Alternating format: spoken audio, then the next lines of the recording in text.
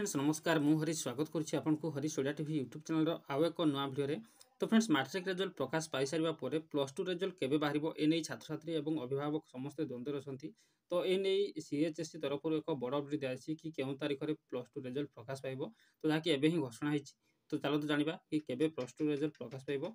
तो कौन रही अपडेट तो वीडियो को समस्त शेष जान देखा सहित वीडियो गोटे लाइक करूँ जदि चैनल को नुआ कर चैनल को सब्सक्राइब करने और पाखर थे बेल आइकन रे क्लिक करने आगे लाटेस्ट अपडेट पाइबा भिडियो को निज सांगसाथी सहित जिते पारे सेयार करेंगे। तो देखो कहुई कि आसंता सप्ताह प्रकाश पाइब उच्च माध्यमिक शिक्षा परिषद सीएचएससी परिचालित जुक्त 2 परीक्षा फल फल प्रकाश पाई समस्त कार्य चूड़ांत पर्यायर पहुंची आसंता 15 फल प्रकाश नहीं लक्ष्य रखा बेले एथिरे सामान्य विलंब हो पारे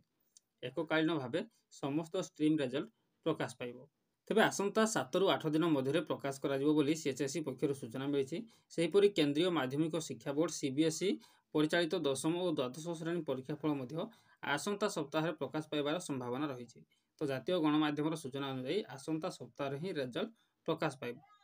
तो फ्रेंड्स 15 तारीख में जो रिजल्ट प्रकाश पाइबार थिला ताहा सामान्य विलंब हो पारे बोली कहुछि तो आसंता सप्ताह ही रिजल्ट प्रकाश पाइब किंतु केउं तारीख में प्रकाश पाइब से नहीं कौन घोषणा करा जाय नहीं जेतेबेले तारीख घोषणा हो मुझे आपको ये चैनल माध्यम वीडियो करके जनईदेवी और प्लस टू रिजल्ट को निज मोबाइल किपर देखिपारे से समय वीडियो बनैकी आपको जनइबी तो जदि चैनल को सब्सक्राइब करना सब्सक्राइब करके रखि था जितेबाला नोटिफिकेशन जीव नोटिफिकेशन जरिया आपने आम वीडियो को सर्वप्रथम देखिपारे और निजर रिजल्ट और समस्त अपडेट प्लस टू समस्त अपडेट एडमिशन ठारू प्लस थ्री एडमिशन ठारू समस्त प्रकार